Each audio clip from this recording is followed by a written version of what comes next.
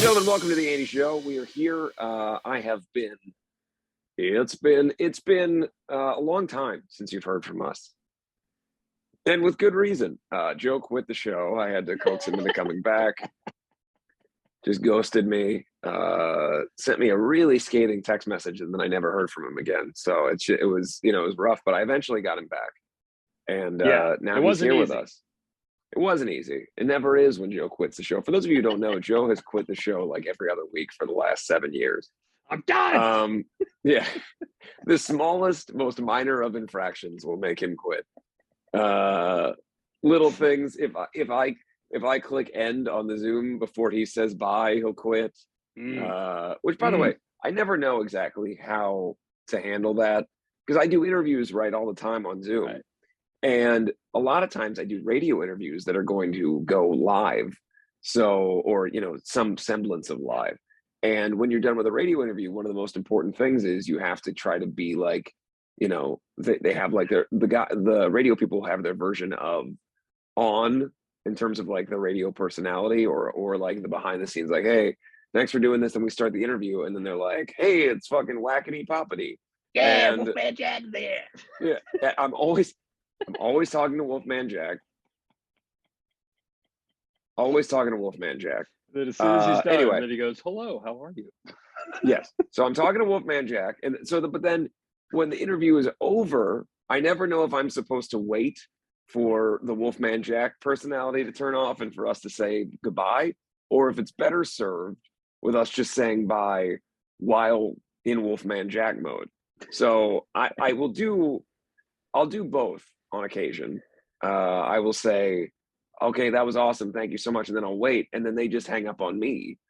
But then sometimes, and this is every time I ever hang up, I'll go like this because I'm using the iPad, so I'm touch screen and I'm just doing this and I'm watching them sort of be like, oh, okay. And then I hang up and then I immediately feel bad. So I try to re-enter the Zoom call so I can say bye and then they're gone. And then I don't know the amount of time that you wait to see if they'll allow you back into the Zoom call. See, doing it on the iPad, yeah, it is more dramatic exit. Because for me, like right now, I just hovered over to the X on my laptop. So I'm ready to pounce whenever it's over. Because I remember when the pandemic started, that was the big thing. Everybody didn't know how, you say goodbye and then you'd spend 3 minutes going, oh, how do I get out of this? What's happening? So now I just try to be prepared. But see, yeah, if I had to go like this every time. And it's a more dramatic goodbye forever. I do, yeah. I give it the shakiest. Anyway, so we are back. We're doing an episode. There's a lot to talk about. For those of you who don't know, obviously Joe quit. Obviously, I'm still working on my Wolfman Jack methodology. But most importantly, we haven't done an episode in a while because there's a lot of things that happen. Should we go in sequential order? I believe that's the best way to handle this. I think so. Start with event 1, yes. Then we'll go to event 2 and event 3. Event 1 is your nuptials to Karina. By the way, I want to say, people leave awesome comments on our show all the time. People say nice things all the time. You posted the video of yourself. That was very wonderful, talking about things as I was in the throes of COVID and not able to record yet. And there was one comment that made me laugh in particular, and that was someone said, now who's Karina? And it was so, it warmed my heart that bit got called back and such, because I haven't done that bit in like a year. Yeah, and it was just wonderful to be reminded of that sweet bit from this show. Oh, that's fantastic. She's my wife, my ex-girlfriend, ex-fiance. Yes, officially, both your ex-girlfriend and your ex-fiance. Yes. Now your wife. Yeah. And the day was fantastic. Let's talk about it. Yes. It started off on an ominous note because I was responsible. I booked an Airbnb for the night before the wedding. Per tradition, we didn't sleep in the same apartment. Or I thought the tradition was the same city. I believe. Oh, is it the same city? Well, our Airbnb was 5 minutes away from each other, so that I failed that. If you're in the same zip code, I think it actually ruins the wedding, I believe is what I've heard. That makes sense then.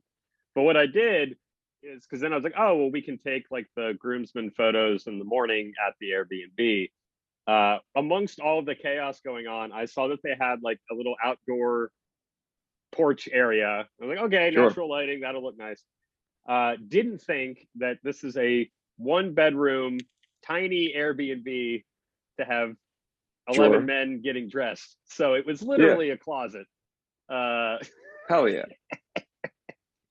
and thankfully they rolled with it. The photographer was fun, and we literally did like a bit where it was like the clown car thing, like 11 guys coming out of the bathroom. Oh, That was nice. the I biggest thought room maybe in you the. rented a clown car. That would have been better. Yeah. If Uh, that was your wedding party photo, you and 11 or 10 other people inside a tiny car. Yeah. just Oh, face up against the window. yeah. What a missed opportunity. Yeah, that was. It was close to that with the amount of space we had. And then I realized because we had to do the photographer came to shoot us first, and then spent the rest of the day with Karina. So we all got dressed at like 9 a.m. and then got undressed until 2, Sure. until we were due at the venue. And that place was just way too tiny. So I had reserved a suite at a hotel for Karina and I for our wedding night. And so I called them. I was like, can I check in early? And they said yes. But then when we got there, it wasn't a suite, it was just a standard room. So they let us hang out in the breakfast area of the hotel. Breakfast suite. Breakfast suite. Sure. So for like 3.5 hours, it was just like some guys sitting on a bed in a hotel room, and then also sitting in the breakfast nook of the hotel, and just killing like 3 hours. So I felt bad about Sure, it, yeah. but they all rolled with the punches. And then the day itself was great.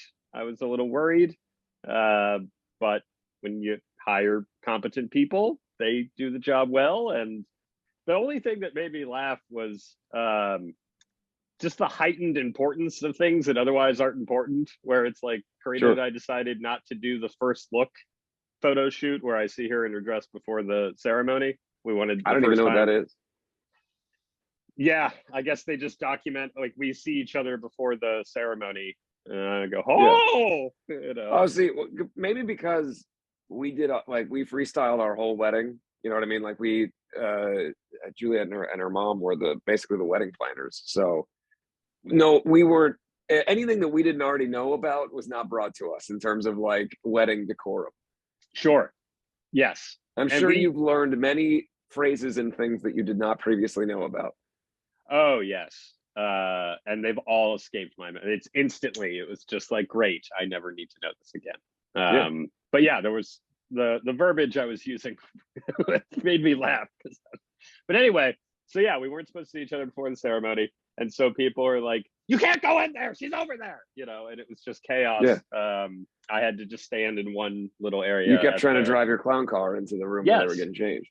Yeah, I wanted to plow right through the wall. Honk the horn, and then as each clown got out, they'd honk their nose. Now, did they disallow you from driving the clown car down the aisle to start the ceremony? No, I did do that. Can I ask you a question? There is obviously in traditional wedding format, you come out before the bride, right? And you stand there. Yeah, nobody gives a shit about me. Yeah, I just wanted to ask because I knew this, but I believe that it was one of those things where there's like a hush that falls over everybody because I guess people forget the order of things. Yeah. And then you come out and everybody's like, oh, okay, well, the show hasn't started yet. So yeah. And then you just got to stand there. Yeah, I just talked with people to avoid the awkwardness of it. I just kind of walked down the aisle and shook hands. Hey, how you doing? Good to see you. Now, at my wedding, as you remember, I stared angrily at everyone the whole time, and I kept doing this. Yeah, over and over. I must have done that 100 times. Yeah, I mean, you did that to everybody. Everyone is surprised you did that to Graham. I mean, that was. I did. I went up to everybody, every single person at the wedding, and nobody really knew why I was doing it, but I didn't even know. That was part of the ceremony. Yeah. I was trying to build my own customs. Yeah, exactly. I remember at yours, some sort of tree thing fell over, and then I rushed over to grab it, and then Gran thought I was being over dramatic, and then she told Karina, who she met for the first time, "Look at that idiot." Yeah. Well, so they bonded over my. Well, what you missed is that was actually a family tradition, the annual knocking over of the tree, and you actually ruined it. And it's been a point of contention in the family for a long time. I've had to talk to people about. He's not really a bad guy. He just doesn't know the tradition. That's why Gran was so upset. Yeah, look at this idiot ruining this moment. That tree is supposed to fall over. But there are. I mean, that's the thing is there's depending on, I suppose, the theology behind the wedding or whatever it is. There's a lot of traditions that some weddings have and some weddings don't. Was there anything that you guys did you tie each other's arms together with hair braids or jump over a jump rope or whatever? Any other sort of thing? So we did incorporate. It's a Mexican tradition called the lasso, and you have a sponsor couple. So it was Karina's aunt and uncle.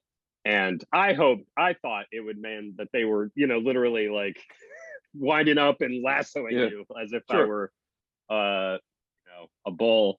But they just gingerly placed a lasso between the two of us. Between your buttocks. A unity thing. What? Between your buttocks. Yes, between our gingerly buttocks. Between the groom's buttocks. Right on the crack. Yeah. Between the cheeks. One person on one side, one person on the other side. Then they say clench. You hold it in there. And that is actually the I do moment. You don't say I do in Mexican weddings. You just clench your butt. Learning about all these new customs.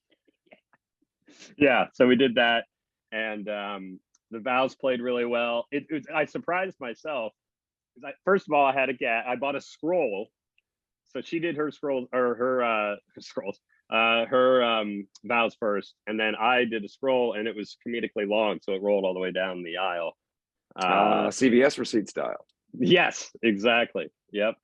And then tossed it, and read my heartfelt yet humorous vows, but my hands were shaking the whole time, and so it surprised me because I never have a problem with public speaking. Mom spaghetti the entire time. But I think my body knew the importance of what I was doing more than my brain did. So I was and we had maracas for everyone to shake after we smooched and walked down the aisle. After every sentence of the vow. After every sentence. So somebody said they wished that I had just been holding maracas while I was giving my speech because it just would have. That would have been great. So. But. I'm very happy to hear that everything went off without a hitch. I guess it went off with a hitch. Yes.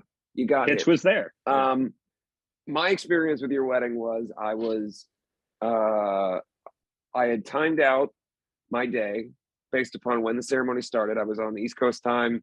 You guys are obviously on West Coast time. I was all prepared. I got back to the bus in enough time. I had checked that I had Wi-Fi. I had checked the iPad. I was all ready to go. The ceremony starts, and I contact our aunt who was meant to be Zooming me into it, and she just said, "I can't do it." And I said, "Well, why?" And then my mom writes our aunt and says, "Well, what's going on?" And she just says, "I can't do it. I don't see a way I could do it." And it's not possible. And then says, "I'm putting my phone away." And so within 3 minutes of your wedding starting, I was shut out like a wedding crasher. And I had no recourse because I didn't know anybody else who could do this. So when "I'm putting my phone away" was put out there, I knew that the end had come. And so I had to just wait for it to see photos on the internet. And that's what I texted. Well, I guess we'll wait on the photos. I had a plan. I was ready to attend virtually. And but it could not be done. Straight up, could not be done. Due to lack of effort, it could not be done. I'm not sure, was there some sort of cellular, no. Like, did everybody have to put their phone in a bowl? Like, I don't know. No. I'm not sure what was in the way. Now, it was filmed, and we were mic'd up. So perhaps it was the film crew's vantage point that was in the way. We can of go with Iran. that. Yeah. Not Whatever it that. was, and it resulted in I'm putting my phone away. Like there was that has, I love yeah, there will be no further communication on this subject. yeah. I mean, and it was almost immediate. It was like a just a boom, boom, boom. There was no like, I'm gonna try again. It was like, this isn't gonna work. I don't know how it could work. I'm putting my phone away. Just to start. Well, you'll get to see a cinematic version of it soon. When the Fantastic. video I is will done. definitely be looking forward to watching that. And I want you to know that I was ready. I appreciate it. I had planned my day accordingly. Meet and greet time, sound check time, show time. It was all gonna happen. But I was in Salt Lake City.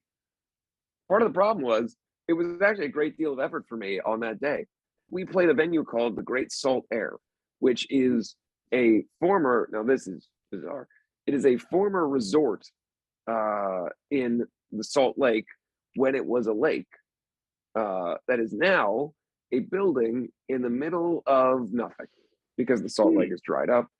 And so it's a tourist destination and a ghost hunting destination because it was built in the 1800s. It was a resort. Then it was nothing for like 70 years. Then they reopened it as a concert venue and they found human remains inside. So it is both a concert venue and a ghost hunting destination. And as you might imagine, not great cellular or Wi-Fi connection. So I had to very early in the morning get a good Wi-Fi connection from the venue to the bus, to my iPad, to my phone, so that I would have multiple ways of connecting. wow. Only to be told very quickly that this would not. Well, I appreciate the effort and also our texting throughout those couple of days. It certainly helped amongst all of the insanity that was going on. So, well, I'm very proud. I'm very happy, and I'm very excited for you both. As I told you, I'm very excited for this chapter in your life. As I've recently found out who Karina is, I think it's wonderful that you have this person in your life. Yeah, it'll be great when you two can finally meet for the first time. Yeah, that'll be great. Anyway, so congratulations. Was interesting as well. We haven't gotten to the honeymoon yet. So, when you said resort, it reminded me of the resort we were staying at on the Disney World property, Port Orleans, which was nice. There was a river and it was wonderful. It was very quiet. Now, this was the Florida Disney World. Yes. Yeah. So I had to overcome my fear of flying, which was so I found out. I think it's reasonable. I don't think man should fly. The fact that Karina expected you to put wings on and Falcon style fly across the country, it's unreasonable. It seemed a bit much. Yeah. But Southwest will let you board early if you just tell them you have a fear of flying. I was like the first one on. So then I was able to talk to the pilots and put a face to who had my life in their hands and ask them about the bumps and things. One of them let me sit down in the co-pilot Ask them chair. about the bums. I feel like that's a pejorative term. You shouldn't be using that. That's my biggest concern. Are there any bums on this flight? Yeah. Any panhandlers? What's happening on here? And not in a unhoused way. In a like that guy's like you might yell at a bad pitcher in a baseball game. What percentage of people in this game are just bums? Bums and stiffs do we have on this? What's the bumpkin percentage? But one, maybe I felt like I was like 8 in a pre 9/11 world where you could just during the flight walk into the pilot's corners. Sure. Did they give you wings? I wish they had given me the wings. That would have been great. But I did. Years ago, I had an Air Jordan pin that the Air Jordan logo was based on the Pan Am Wings logo, and I had that on my jacket, and I forgot about it. And I was flying, and someone pointed at me and said, "Boy, those were the days, huh?" And I was like, "Yeah, well, yeah, he was a great player." And they didn't know what I was saying. And then they said, "You know, when I was little, they used to let me go in there, and I got to meet them." And I was like, "What a weird way of saying that you've met Michael Jordan." And he goes, "Boy, it was a real thrill. They almost let me do it one time. Ha ha ha." and I realized, like, we had this whole conversation where the person was telling me, like, in a joking way, that as a kid they were almost allowed to fly the plane, whereas I was thinking that person was telling me that they met Michael Jordan, and as a child, Michael Jordan offered them the opportunity to play on the Bulls. Right. Very different conversations. Well, that kind of miscommunication happened with me on the honeymoon because they give us pins that say, like honeymoon that we can wear. Sure. And then, it's such a jovial place. Everyone's walking around saying congratulations and all this stuff, which is nice. Like, oh, thank you. But on the first day, I hadn't gotten used to that. And we were at we were at Magic Kingdom. And given that I have to go to the bathroom a lot, I was waiting for a stall, and then this guy had totally stunk it up and everything, and then walked out and said congratulations. And I thought he was talking about the fact that now I get to poop. Sure, it's a weird thing to say. Understood. Yeah. And I was like, okay, thanks, guy. But I saw you tell this story in that video that you posted on the page. Yeah. And the first thought I had is it's still weird because the time is not right. The timing is not right. Yeah. There's no part of you when you are the person who just shit. What a confident person, by the way. When I have just shit, I am trying to mind my business and leave the bathroom. Here, eyes down. I'm not interested in congratulating other people on their nuptials or anything else. Yeah, exactly. So that definitely threw me off. And then the other example was we found there was a restaurant in one of the parks. It was like a diner, and based on the reviews that Karina read, it was one of those. The shtick was that like the servers are like rude to you, which that's more my level than like the just overwhelming positivity and friendliness. There's a lot of that in LA. The Ed DeBevics, Dantana's. Yeah, a fan. I thought the Disney version of that would be more humorous and not hateful.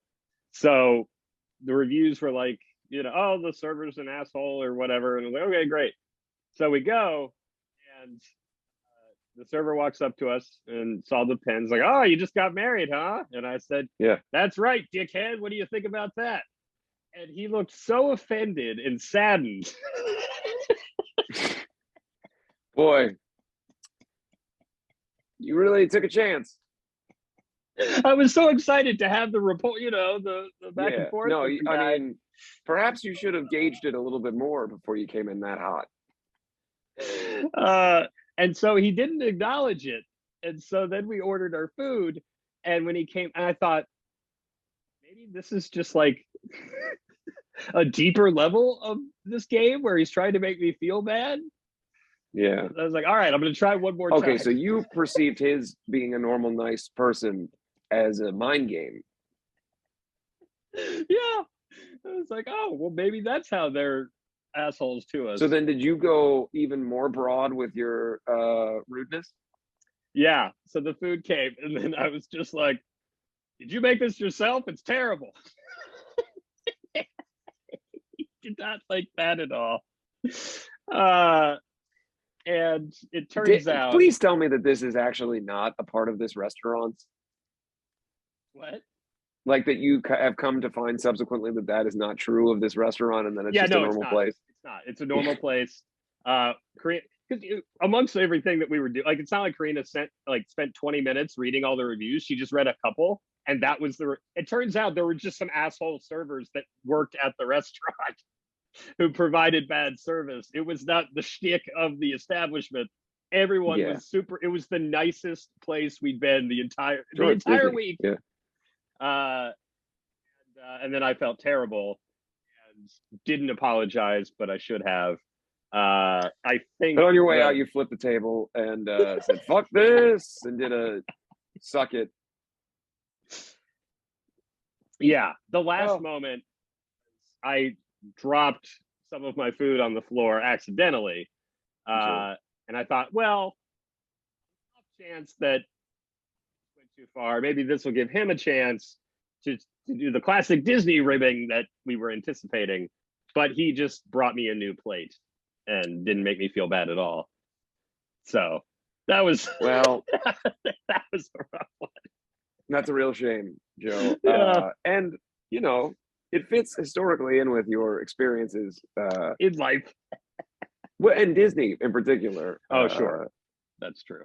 Yeah. I believe you had a mistaken scenario where you went a little too hard and ended up in Disney hospital. Yes. Yep. Yeah. At the wine and food, whatever festival. Yeah. Yeah, Pounded. I had a little too much wine in the afternoon. Ended up sure. in the Yeah. hospital. Well, So, but other than that, it was a great trip. I'm happy to know you guys had a good trip. And again, congratulations. Thank you. Hopefully there'll be video of your honeymoon as well. Hopefully the camera crew followed you on the whole honeymoon. Yeah. We Well, all they as a have all the family have to photos. watch that. Oh yeah, we'll watch it in its entirety, uncut, Yeah. Wow. 200 hours, whatever it was. But so that's the first thing in our sequential order. Yeah, so now let's think of what comes next. Lonnie Eagleton. So everybody, obviously, I think most people watching this know Lonnie broke his leg on stage in San Jose. We will have Lonnie on the show soon so he can tell his story. I believe he put up a YouTube video of what occurred, so you guys can go check that out on his YouTube page. But yeah, it's a very, very sad, very difficult situation. What happened ultimately is we won't get into the specifics of the injury because it's been talked about, and you can hear from him by going to his YouTube page. But after the injury, we attempted, I had a conversation with him and he felt strongly that he could keep going in some capacity. We didn't know the severity of it. And so I talked to him, I believe it was the first day, like the first show day where we were going to have him sit on his chair. And just seeing him on crutches and walking around and just how difficult it was for him to get from point A to point B, the conversation was had pretty quickly that we need to ask your doctor if this is a problem, and contact an orthopedic specialist and see if being on the road is going to hamper the ability for this bone to heal. Right. I think we all kind of knew the answer. Naturally, yes. Unfortunately, excuse me. COVID. I'll say this. I'll cut ahead because people may be worried about me. So what's happening is physically, I feel awesome, totally good, ready to go. The only residual thing that's left over is my throat keeps getting coated with a little film of whatever congestion. So I don't have a cough, but I'm clearing my throat because that's like the one remaining thing that it's much better than it's been. Like today's the best day, but that's the one kind of residual thing is that I do have a little bit of congestion still. So last thing. Anyway, so we figure out that it has been getting worse by him being on the road. And just as we suspected, so the decision comes, look, we've got to send you home. He had surgery. He's doing great. I talked to him yesterday. Most likely return for him will be when we do the shows this summer in Europe because it's a 6-week timetable from the surgery. And then that's 6 weeks until he can walk again for the first time. So meaning, even with crutches or putting weight on it or whatever else, it's not like there's a defined, like this is the day that he'll be able to rock out on stage or whatever. So the traveling that comes with going to Australia and everything, it just doesn't seem like it's a prudent thing. So he'll be back this summer. In the meantime, Kyle from Through Fire is out on the road with us, and he's so cool and so nice. I did not know him at all before he came in. We were in a situation where a few people that we knew I contacted, and all of them were on other tours or unavailable. And so it was suggested to us by our label. This guy Kyle is so nice and so awesome. Contacted him, hit him up, started talking to him, really hit it off right away. And he's just awesome. I mean, you can't, in a situation like this, it's obviously hard to not have Lonnie around, but to be able to have somebody who has adapted to the situation right away, came into a very difficult ask of learn our entire set and backup vocals that you don't know immediately, and then go on stage in front of thousands of people and do it every night. And he, a hard worker, applies himself every day. When I see him, he's listening to our songs, playing along, really wanting to get the show down and give everybody the best show possible. So really can't ask for more when it comes to a situation like this. He's been wonderful, and we're all missing Lonnie. We're all hoping that he can come back soon, but obviously the situation is what it is, and we want him to get better so that it doesn't cause further damage. And Kyle has been wonderful on the road. So if you see us, you'll see Kyle, and at least until the summer, and give Kyle a thumbs up when you see him. Let's do that. What was that first? Now, I want to preface. Yeah. I need to clear my throat please don't comment about how dangerous and scary this is. I have phlegm in my throat I need to clear, but I understand that that may be disconcerting to people. So I just want to, please don't comment, oh, you can tell he's still so sick. I feel fine. I just have to clear my throat. Joseph? I'm going to mute you while you clear your throat. You ready? Yeah. 1, 2, 3.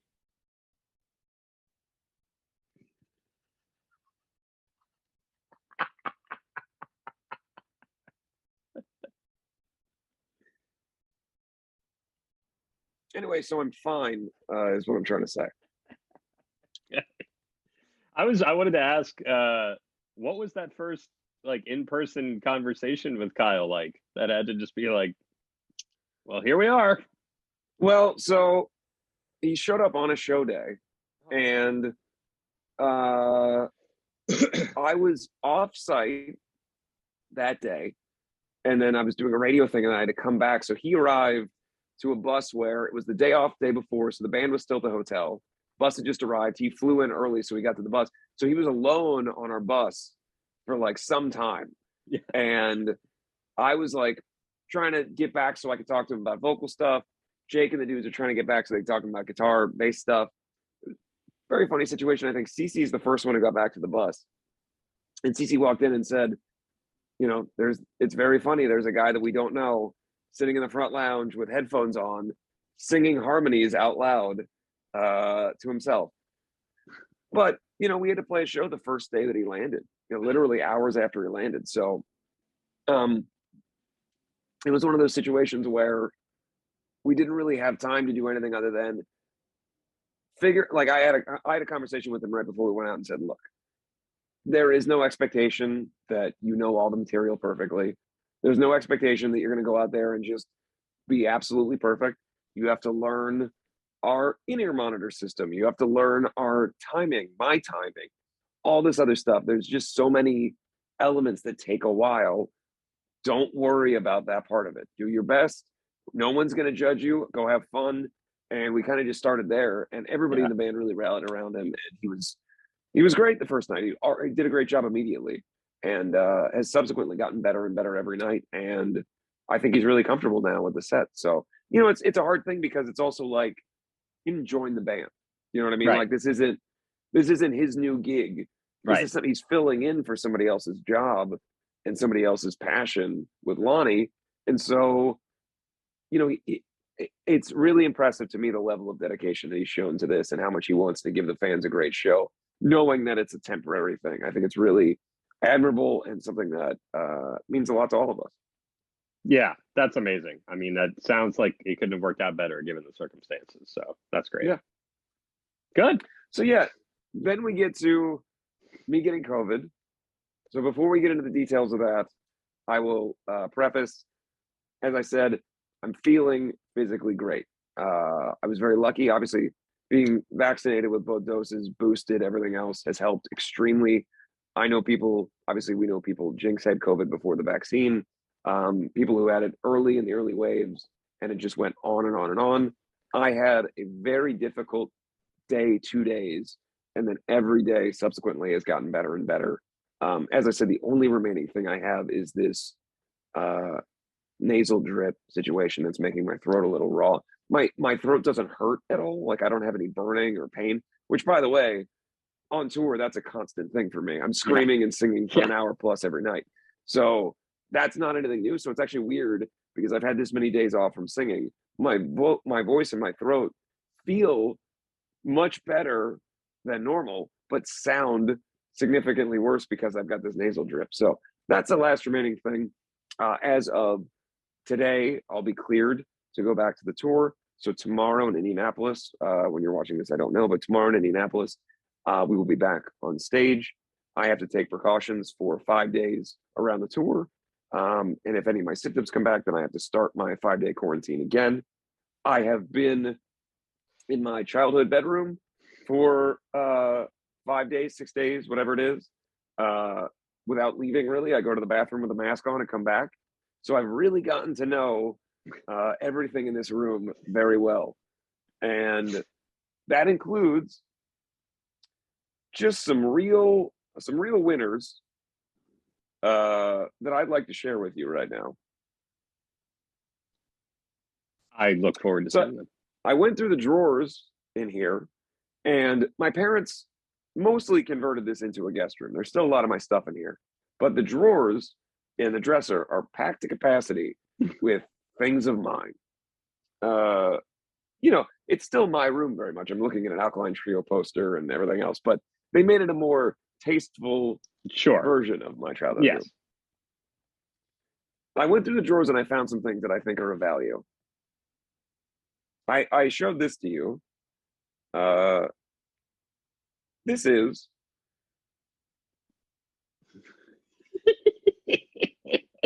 Donkey's Perspective. It's a short story that I illustrated and wrote by Donkey, but then it also says really by Andy, because I didn't want to give away too much credit. It's the story of the Nativity as told from the donkey's perspective. I mean, I The see a version of franchise events here. that we all wanted Yes. to know about. Illustrated by me. Now, Oh, God, it's so. I love the clarification that the donkey did not, in fact, write it. now that's great, right? But Yeah. this is maybe greater. This is a several page pitch for a film that I was writing and intended on starring in and directing. Oh. Batman, A Dark Knight's Tale. Great. Okay. And you were starring as Batman, and how old were you? I would put myself at about 5, 8 tops. Now, I have character breakdowns here I'd like to read to you. Batcat, played by Mink Spearsack, my childhood cat. Mink Spearsack is also Andy Biersack's pet. It has been for about 4 years. She plays the show up every once in a while Batcat. But watch out, this cute kitten is Batcat.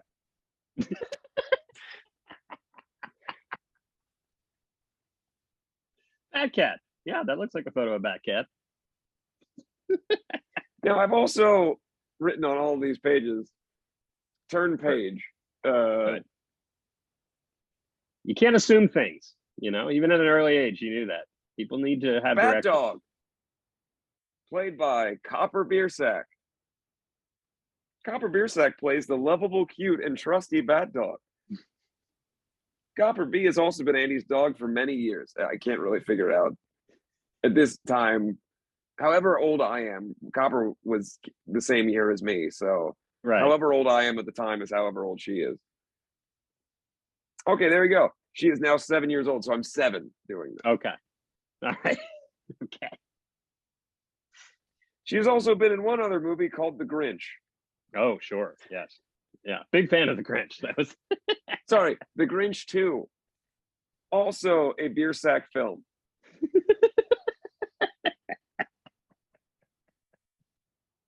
So this was the highly. So go watch her be Bat Dog. Okay. There's Nice. now Applause. things start to get a little hairy here in terms of casting. I'll start with me and my breakdown, but then we get to probably the most problematic elements of this casting. Great.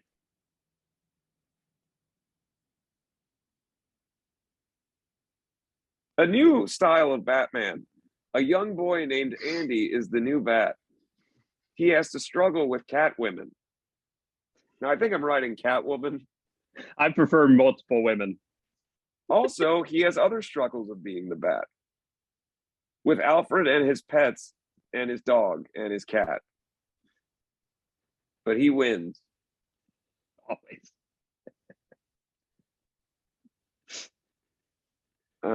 From the director of Grinch 2.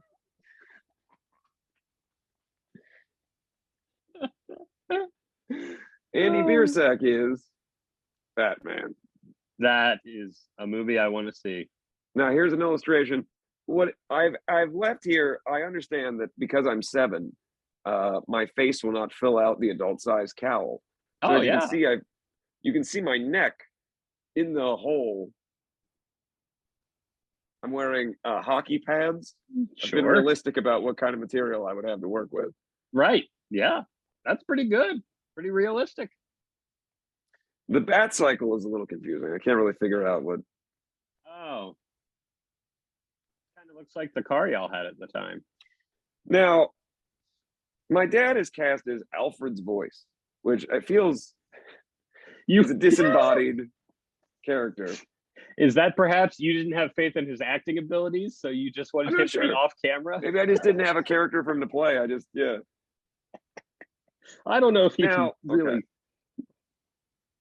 This is where it gets difficult. We all know the relationship of Batman to Catwoman. Yes. I believe that at 7, I did not necessarily understand that. Right. I just thought it's one of the villains. I didn't think of the sort of will they, won't they nature of their relationship. Right. Joe, I'm going to ask you who I cast as Catwoman in the movie. Your mom? Amy Biersack is, of course, Andy's mom and is in her first film. She is 36 years old and ready to be the best Catwoman ever. Go, mom. Uh, what a photo or a drawing. Yeah. Oh boy, I would have loved to have seen that. Unfortunately, it was never made. No. Boy. Anyway, I found many other gems. We'll have to go through them at some point. But Yeah. so what happened was, after the Chicago show, I developed a fever and I felt like ass.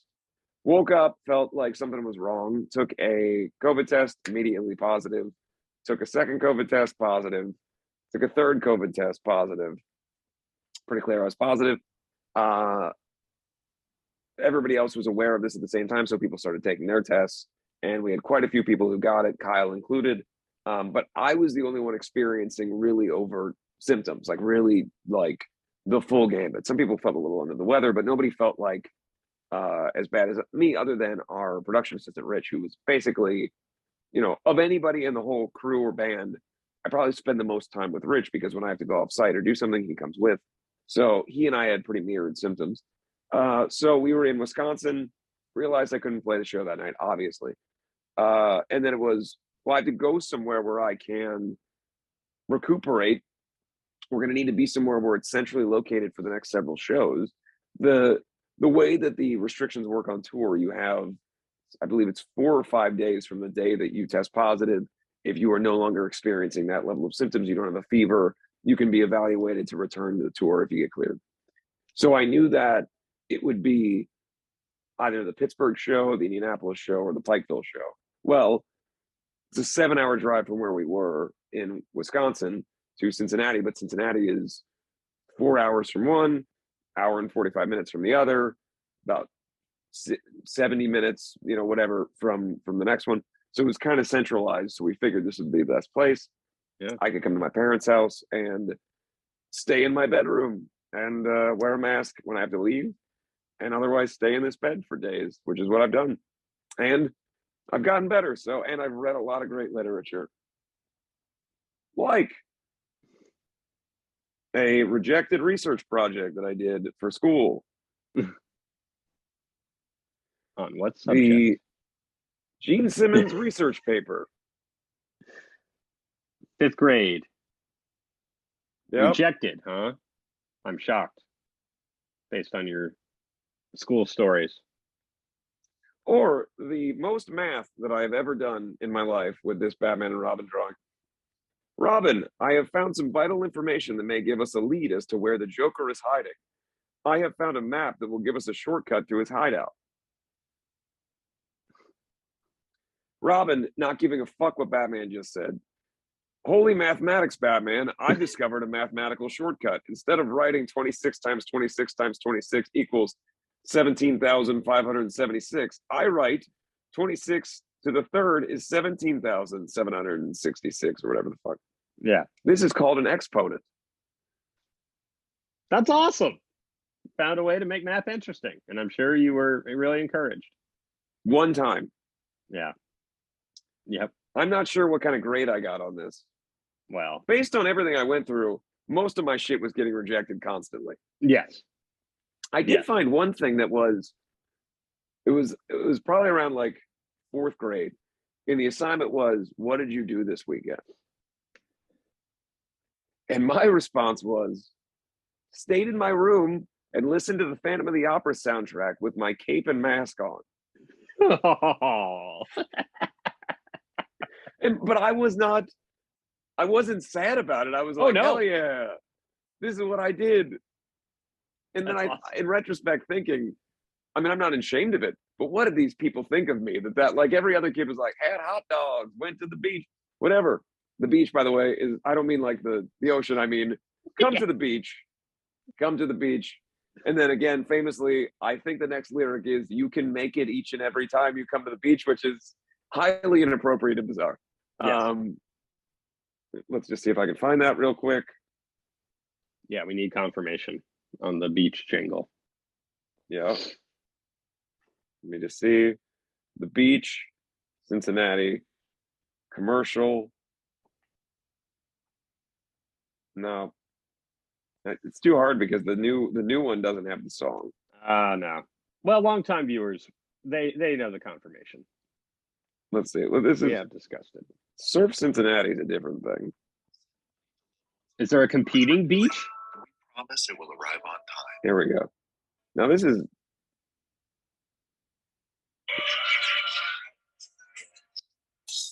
Beach is open. Hurry in. oh, Come to the beach. It's easy to reach. Right across from the island. Come to the beach. Come to the beach. you'll be smiling each and every time you come to the beach. There we go. That makes more sense. Okay, beach. Anyway, so I didn't go to the beach. I stayed inside and listened to Phantom of the Opera with my mask and cape on, as you should. Yes, as every good fourth grader should. In any event, that is my my COVID story. I had a fever. Now I don't. Very happy to be vaccinated and to be able to get through this. Really, it's one of those things where until you have it, you don't really know what it is. To have to go through it. Thankfully, I've been, it's. I would say, by the way, the craziest thing about all this was we've got a situation where somehow Juliet and her crew did not get it, and we're Crazy. and we talk about it every day. They went through all the proper protocols. They were tested multiple times. No one experienced a symptom, nothing. What they did was, for the first couple days until they were able to kind of feel comfortable, they didn't go into the venue much around the other bands, would stay out in their touring vehicle, in their bus. And it's just, we were talking about it yesterday. We're like, how in the fuck? It's just so weird. Like, this thing is so insane. I remember when our tour manager got it on the last tour, I had been talking to him for 3 days prior with no mask, just this close to each other's face. Right. And I didn't get anything. So it's just so weird, it really is. I know. It's like no rhyme or reason to it. But I'm very happy that nobody else in the band got it, other than Kyle, obviously. Juliet and her crew didn't get it. Nobody else on the tour got it. So I'm very, very happy that nobody else had to experience this and that everybody else got to keep going, because there's really nothing that can be done. I was talking to my mom about it. It's very weird to be here in this house for a week and like I'm not hanging out with them or seeing them really. But when you have COVID, you really just have to be completely isolated. So there's nothing that can be done. You just got to wait it out. Take vitamins, do what you can. Yep. And that's what you've done. And thankfully, you'll be in Indianapolis.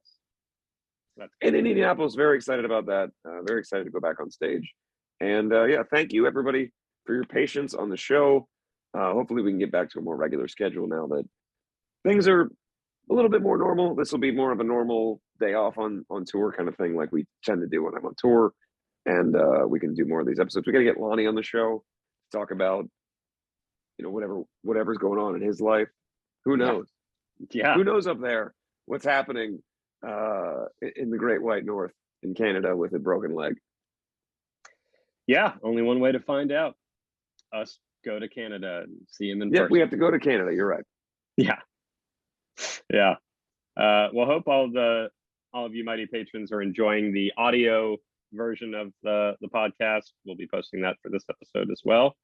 And yeah, we're working you on get to getting hear that. a special episode where my voice is bizarre, Yes, where it sounds mostly like my voice, but it's kind of cracking a little bit.